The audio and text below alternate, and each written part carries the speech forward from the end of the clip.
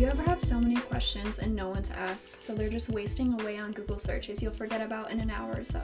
We had that same problem, and that's why we created the RD2B podcast, a resource for dietetic and nutrition students looking for answers that their peers don't have. We are students Macy and Emily and registered dietitian Carl Barnes. We engage in conversations and learn from RDs. Join us weekly as we gain insight into the unique journeys of registered dietitians all over the country.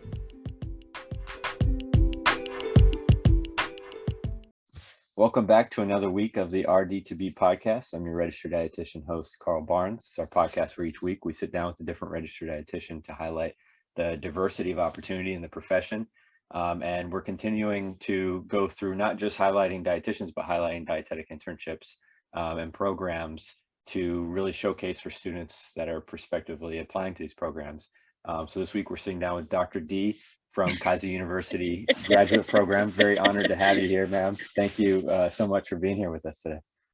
Thank you for letting me be here. I really appreciate that. As always, I'm Emily, your RD2B from University of Maryland, which is very far from Florida.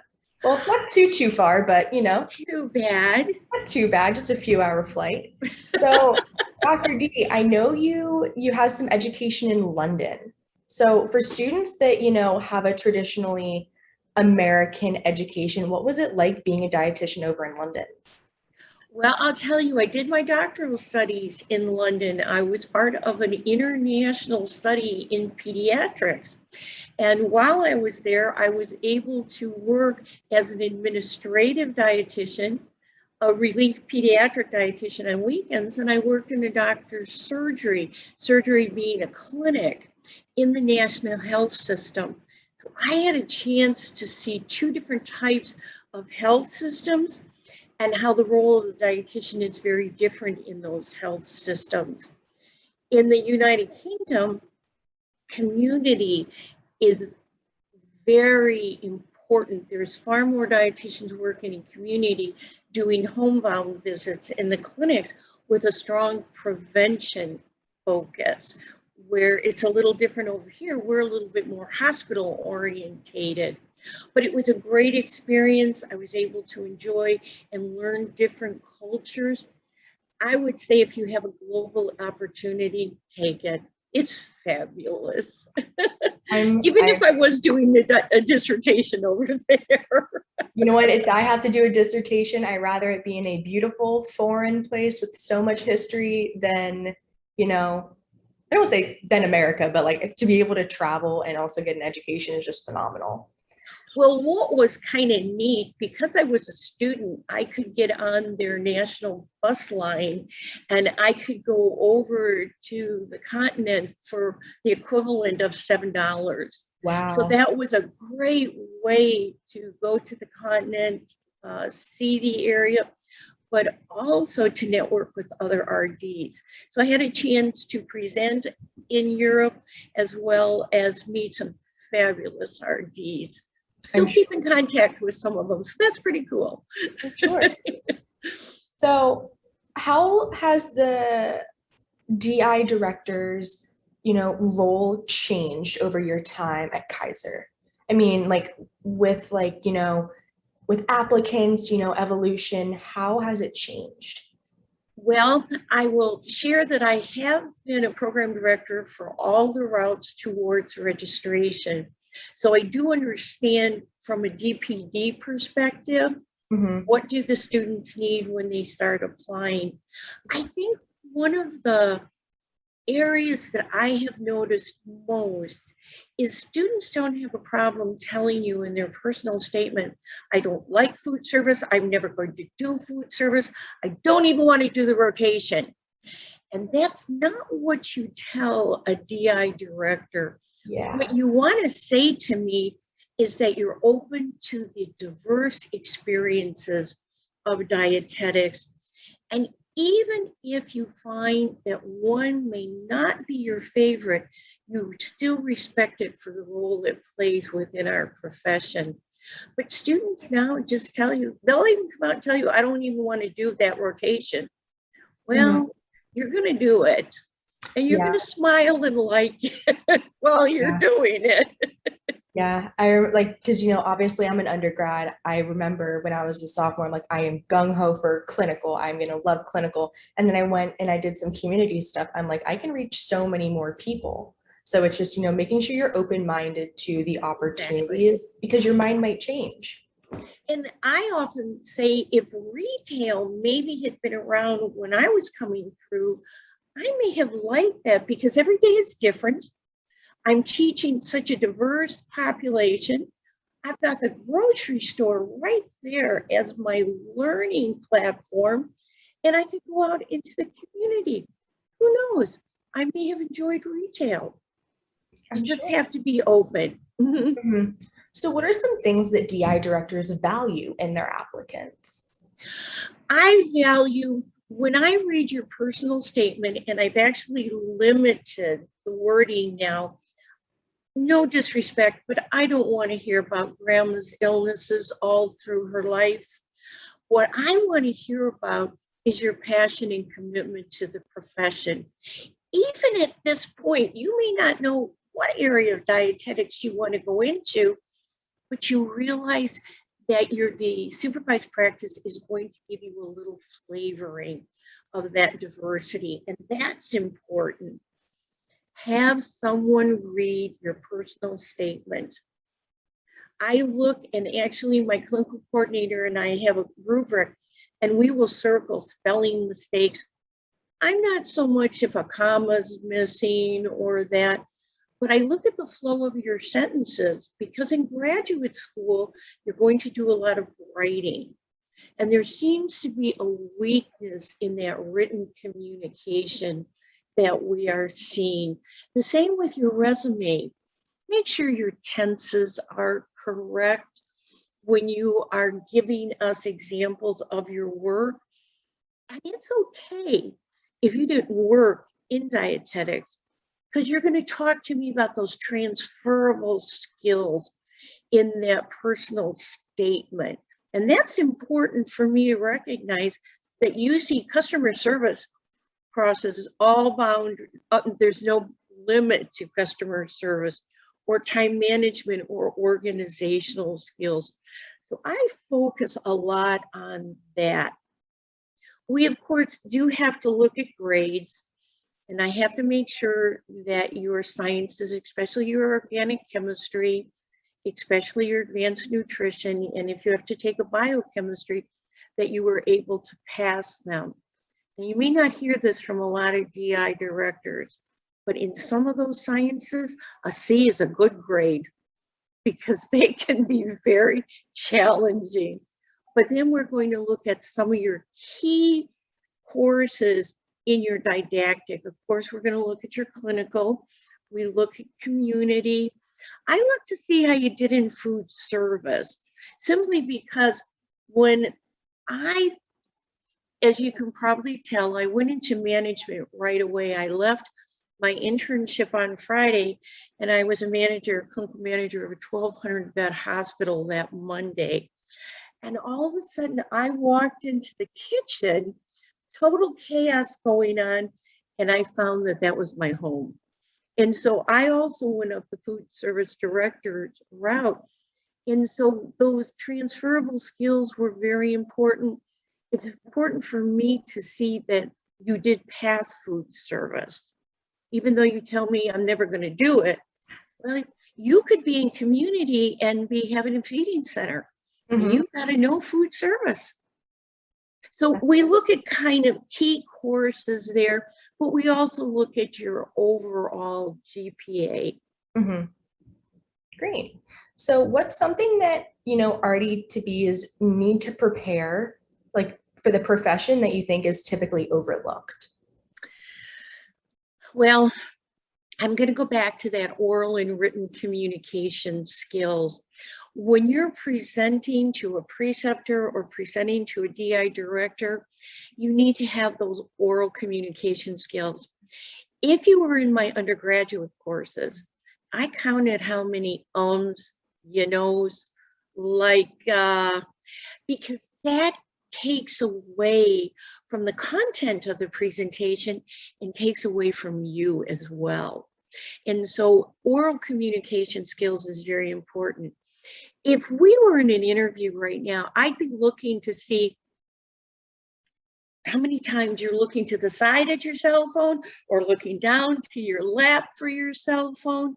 You really need to put those cell phones aside and let us see who you are.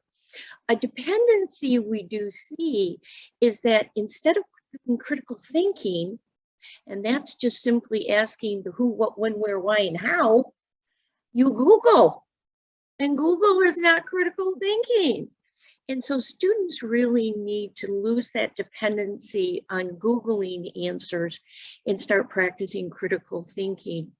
If you're in a facility and you're the only dietitian, you're going to have to do some critical thinking there because Google's not going to be able to answer for you. So I think from a DPD standpoint, we need to focus on losing that dependency on allowing students to Google answers and practice our communication, both written and oral skills. Most definitely. So how long have you been a DI director? Oh, I have been, as I said, I've been every route. I've been a director for every route that you can do towards registration. And I probably started, I got to think back.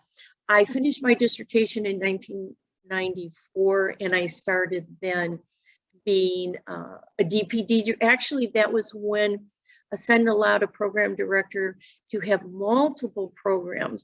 So I was the DPD director, I was the CP director, and I had a master's DI with me as well. Now in 2012, I started the distant learning internship program.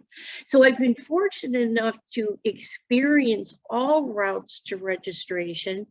And so I'm going to say whatever route you do towards achieving your goals of becoming a dietitian, go for it. Of course, I'd like you to do a distant learning at Keiser.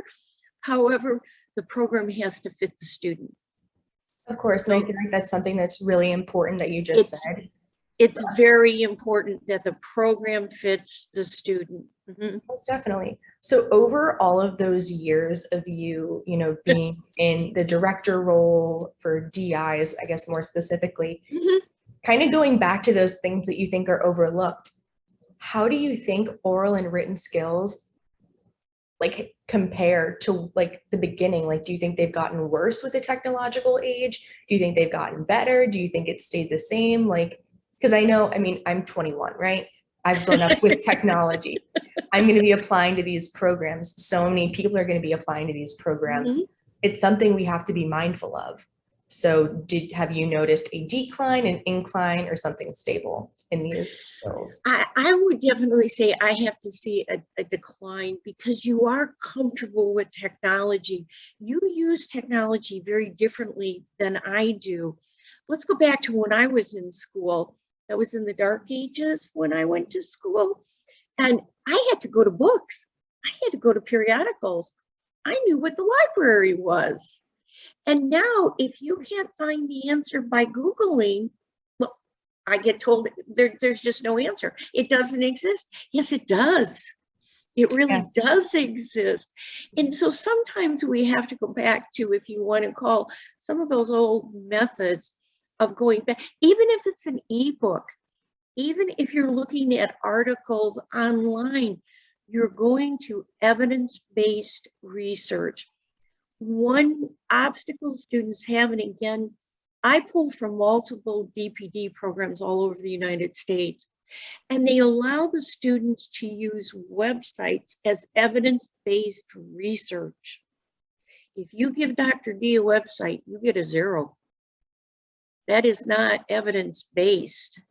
You need to get out into those journals, and you need to experience practice through the research of the journal, the actual application of the journal, because it's going to help you better understand.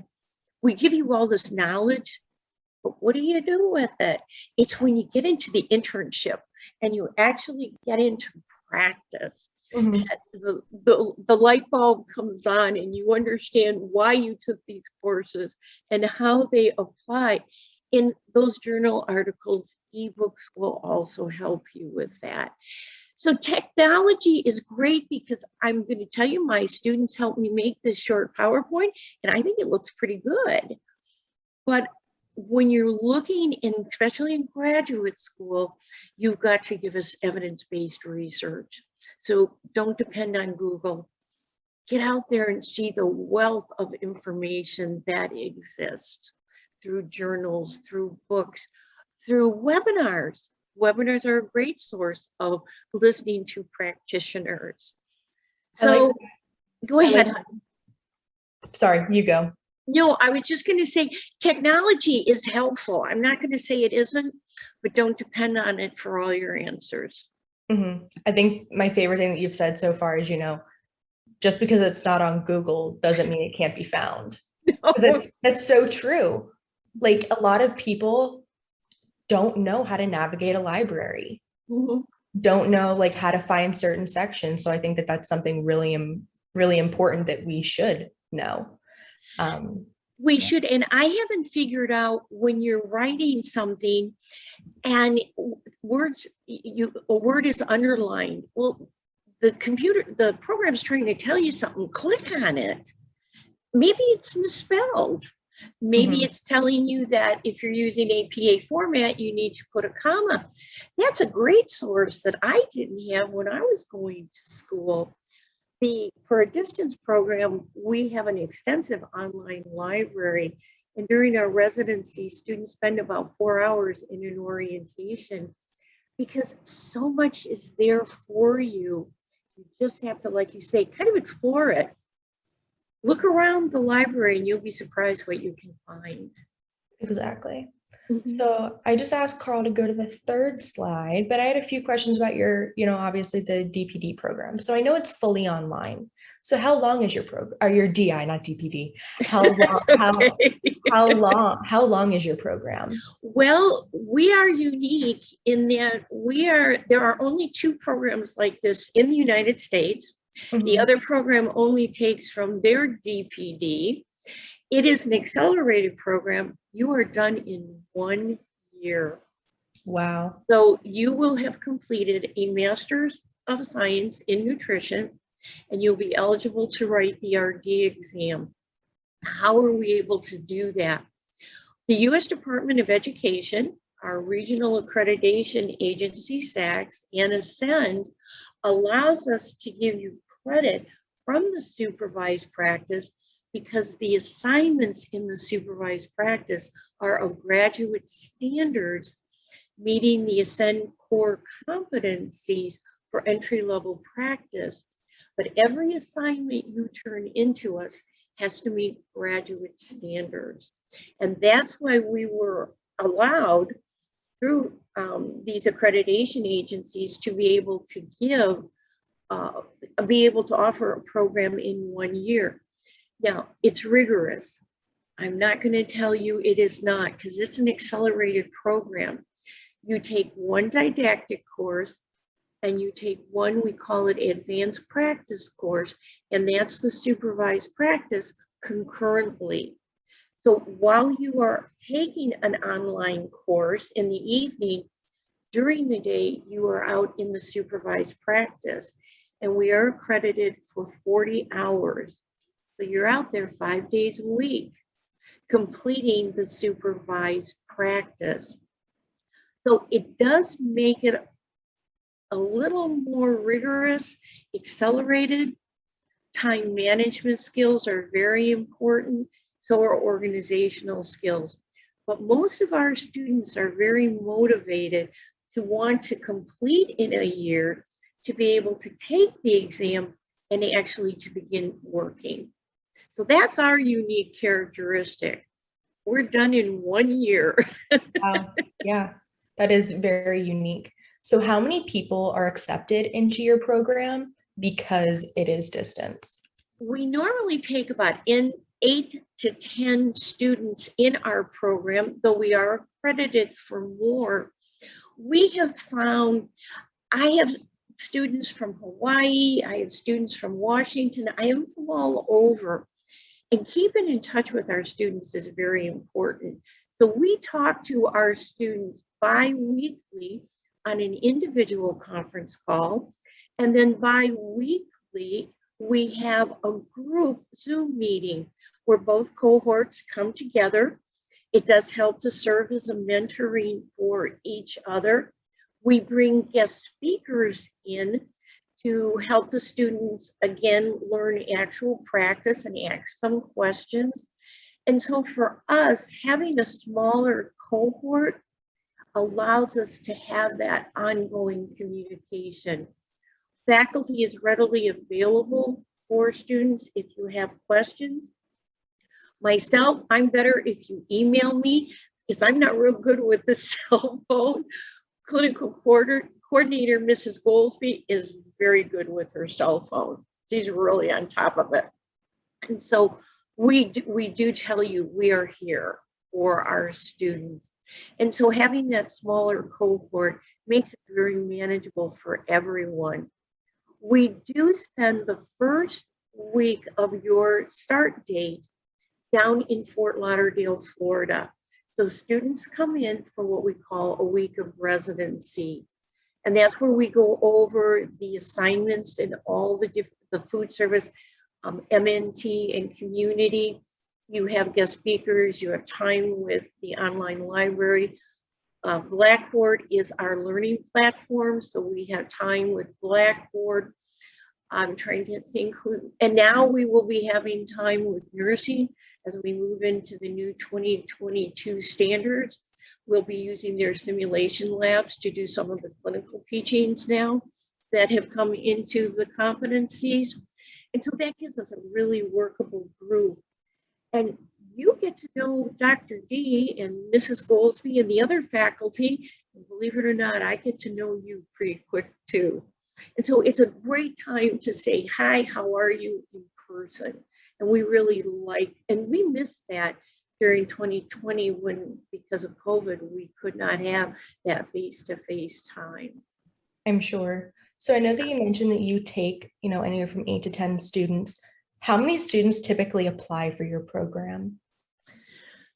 Because we are distance, and a lot of students still fear distance programs, because how do I find preceptors? How do I find those preceptors? We average probably about 16 to 17 different applicants. I always tell the students when I have a chance to talk with them, believe it or not, back in the dark ages when I was doing this process, I did the exact same program.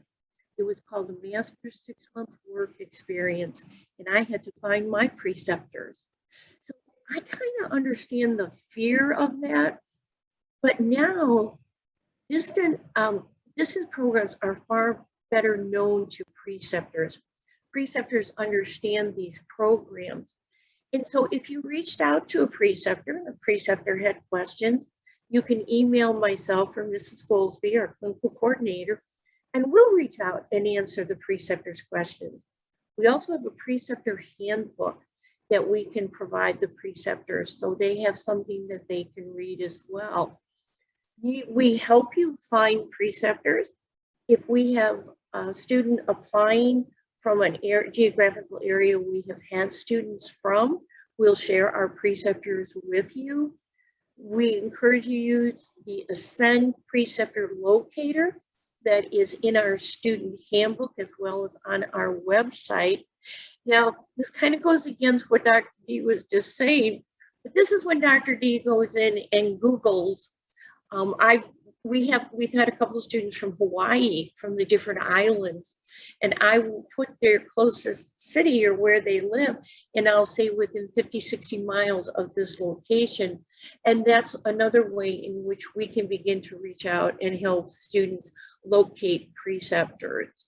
So I guess Google does serve its purpose, despite what I've already said.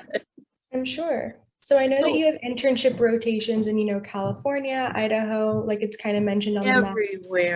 Everywhere. So I'm in DC, for example, right? Oh, so we just have a student, this cohort from DC. Oh, great. great. Yeah. So say I was applying to the program, when would I start looking for preceptors? How would I go about that? And when would I, have to share those preceptors with you? Well, if you go onto our website, you will see that we do ask, if possible, to submit a rotation schedule with your diecast material. Put it under supplemental. Our program's a little longer because we are distant. I can't go to the site. I can't personally meet you. We are 1,320 supervised practice hours. Now, some students say, wow, that's so much. Believe me, it's very doable in the year. But what it has done for us is your medical nutrition therapy, you do 640 hours. Your community is 520 hours.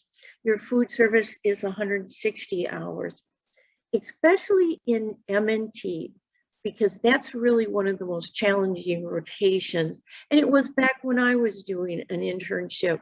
The extra time we give you helps to assure us that you are getting the actual experience and mastery of the clinical competencies, and you're seeing actual practice. We also realize with MNT, it can take you about a week to get to know the hospital, to get to figure out which RD or what rotation you're going to be doing. So we allow that time to help reduce your anxiety so that when you actually go onto the floors, you have the confidence that you need to start the learning process and application.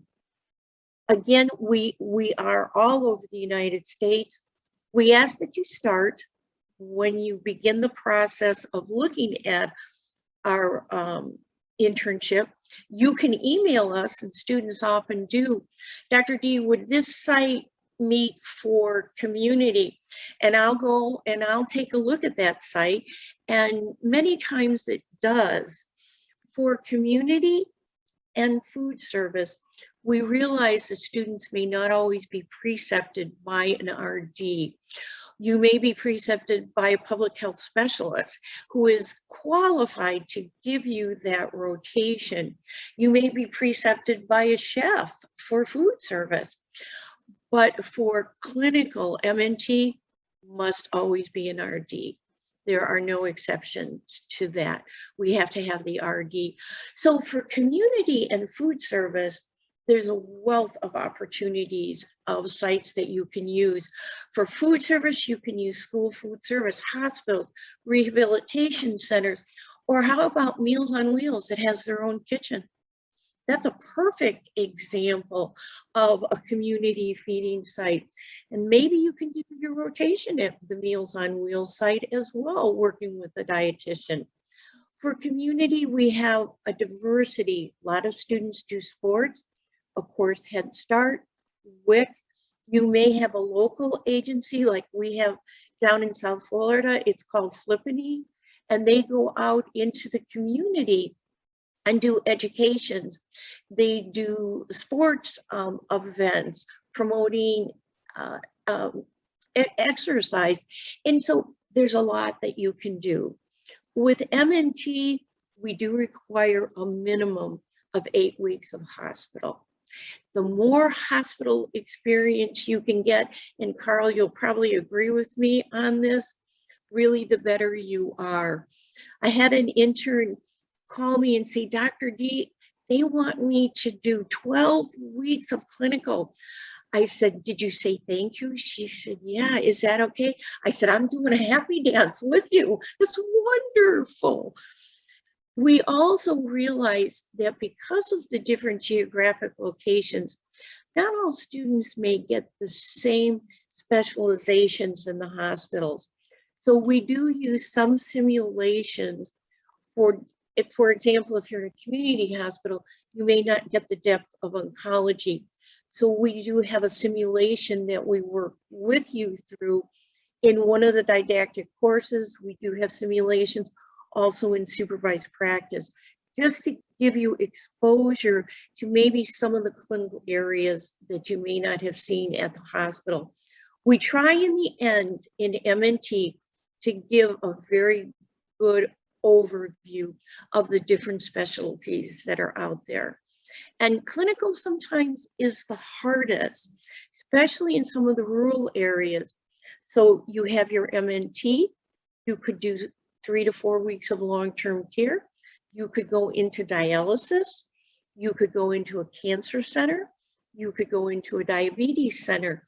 So we are flexible in putting that clinical rotation together. However, you've got to have at least 8 weeks in the hospital. The more, take it. I always tell them, and say thank you and just smile. I guess I'll talk a little. So in my area, you know, we have Johns Hopkins, we have Johns Hopkins Sibley, we have Children's Hospital, University of Maryland Medical Center. So all those hospitals, for the most part, are incorporated with a dietetic internship already. So for this area, how would, you know, a student, you know, in an area where the hospitals are already used by another program, how would you suggest for those students to go about getting a clinical rotation? A lot of times they have exclusive affiliation agreements with these hospitals. And I'll be honest, I do respect why they're doing it, because they're assuring their cohorts of a rotation. However, having been a DPD director and you have a DPD program, what about those graduates as well? So sometimes what students have to do is you might have to drive about 30, 40, 50 miles to get to a site. That is not uncommon. Even in an on-ground dietetic internship, you may have to drive.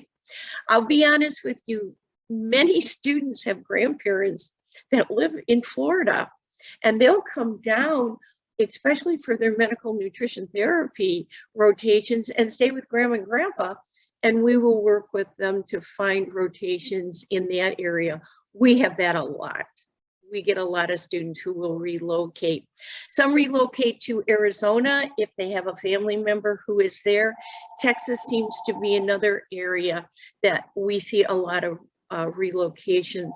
But we do have facilities in your area that are currently taking a student.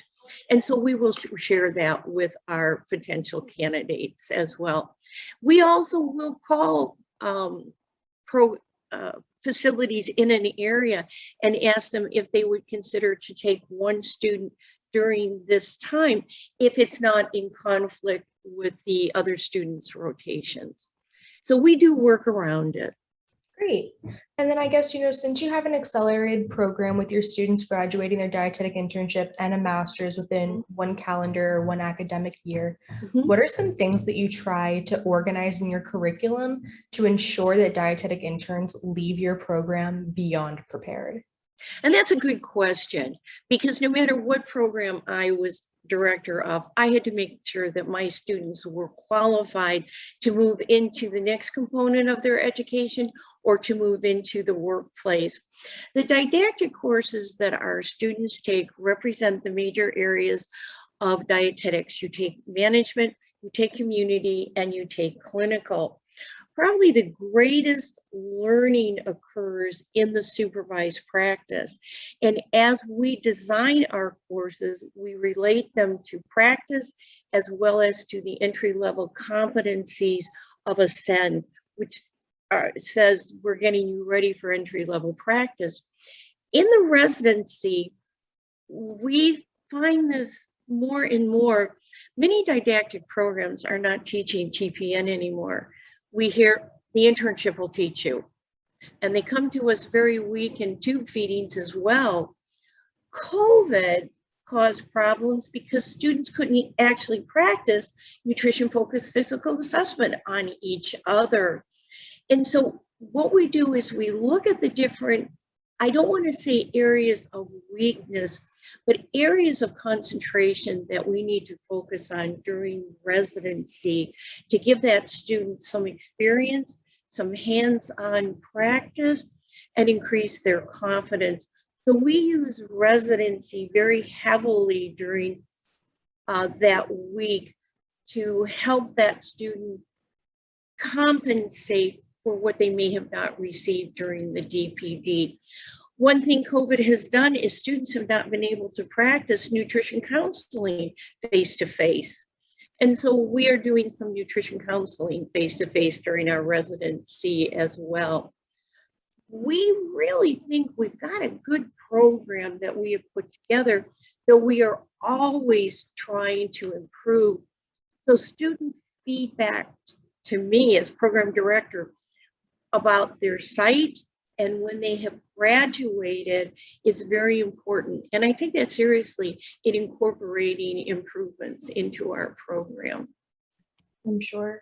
So when your students are sitting to take their exam after the year, what's typically your exam pass rate? I have a good pass rate, though I will be honest with you, I'm still waiting to see my 2020 because that group did not have hands-on experience.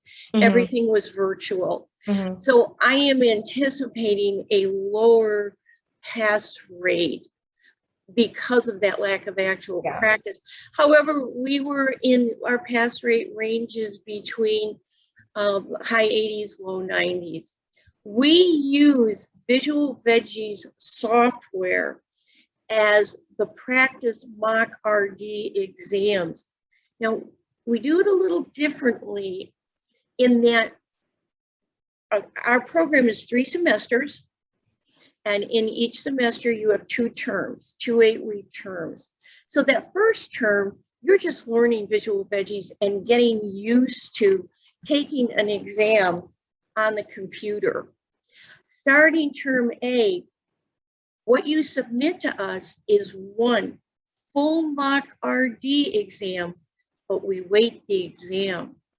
So we weight it by saying to get credit for this assignment, you need to get X percentage of a score. Now, we're not starting out saying you've got to get 100%.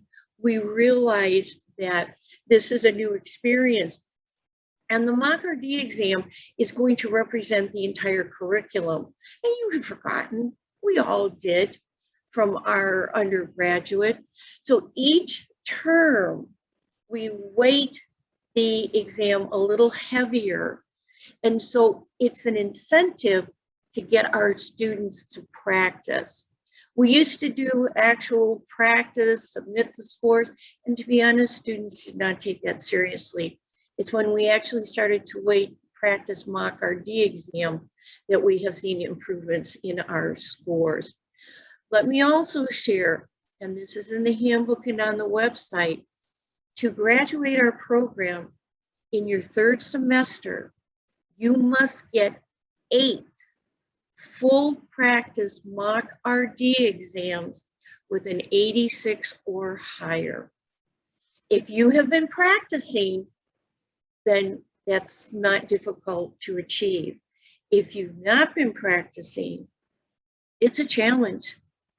It is a challenge. The students who practice, the students who do well in that last semester, do well on the RD exam.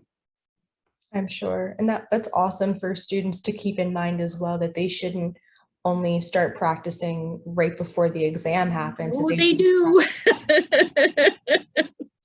That's why we took out the practice exams and said, what we're going to do is weight the full mock RD exam.